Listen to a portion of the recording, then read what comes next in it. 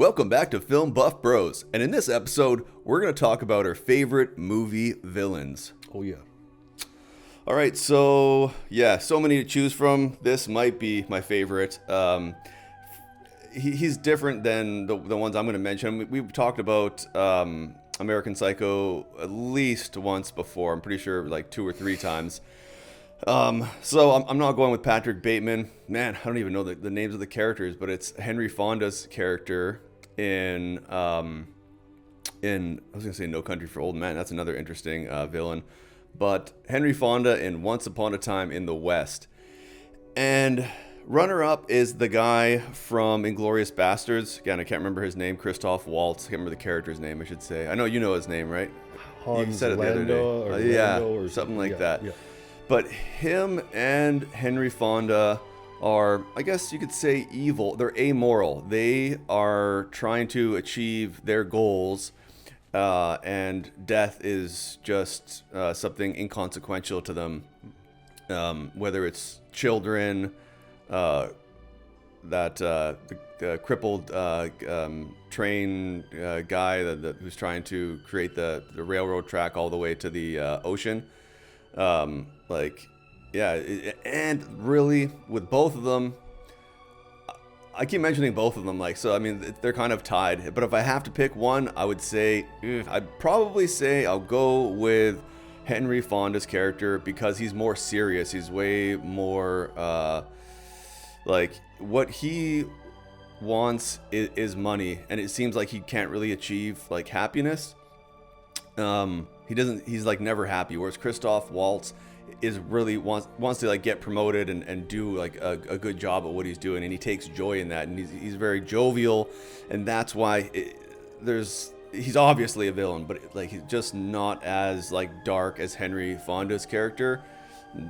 Calculated, but they're both calculated. I think they're both very similar characters, except Christoph Waltz's character is a little over the top with his jovial nature.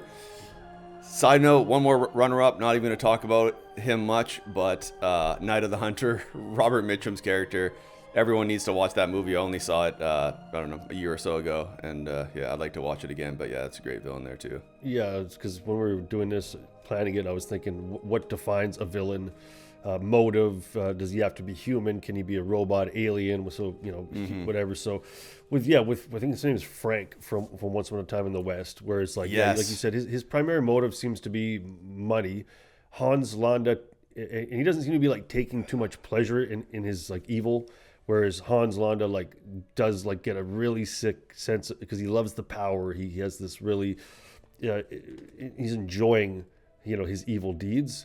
I don't think he's enjoying the evil deeds, because like when he's like, oh, they under the floor to shoot them, he's not laughing. He likes the process of like being right, being in power. I just remember the scene where he's talking to those guys and they're trying to fake the Italian accent, and he knows like that there's such bad accents. Yeah. So there's like, I guess there's like a little more humor with that character, whereas Frank is just like, he's no quarrels about.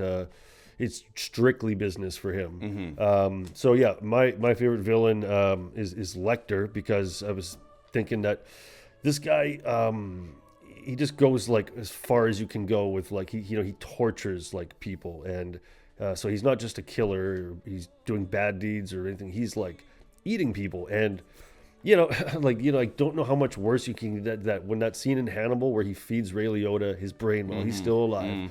Like, to me, kind of personifies like where Lecter's head's at. I also like the fact that he like blends in with society well. He's got a doctor. He's a doctor, so it's a position of like trust and responsibility, and he does the complete opposite. He's an intelligent villain, and he's pretty threatening. What else do I got here? His kills are pretty vicious. He feeds a guy to the pigs. He's just interesting to watch because he does have that intelligence as a villain. He's really like fleshed out, and I think Red Dragon, they put the most you see of Hannibal in a movie in Red Dragon, because he wasn't in too much of the other ones, so they knew we had to put a lot because people want Hannibal. And he has a lot of hatred, like when he's showing that detective, that Italian detective, his family and how, you know, they were disemboweled, and he does the same thing to him. So he's very like grotesque with how he like kills people, and it's very like vindictive, you know. It's personal. Yeah, that's a good point. There seems to be a lot of hatred in there. Second villain, a runner-up. I forgot to pick one, but I would think I was leaning on The Bad, from The Good, the Bad, and the Ugly, Lee Van Cleef or whatever. No. That's a good one, I was thinking either Anton Chigurh or Darth Vader and Joker. You know, there's so many. Patrick Bateman. There's so many like runner-up for me. A good one I would say, probably just people don't know, probably is his movie called Jack the Ripper. I think it's like a Dutch film from the 70s with Klaus Kinski playing Jack the Ripper. And a lot of Jack the Ripper movies, it's about the investigation and the cop side of it. This one is mostly following Klaus Kinski's Jack the Ripper character from the killer's point of view. And it's really like rugged. It's 76 shot. But it's really, he plays a great villain whenever he plays a villain, and he plays Jack the Ripper really well.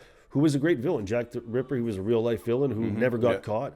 And another point I'll just make before I'm done here, but is that, you know, if the villain gets caught, is he a good villain, right? Like, so the criteria here, right? Saying, So the Zodiac, Jack the Rippers, these people were never caught. So does that make them a better villain? But it's very subjective. Everyone's got their own, you know. Yeah, totally.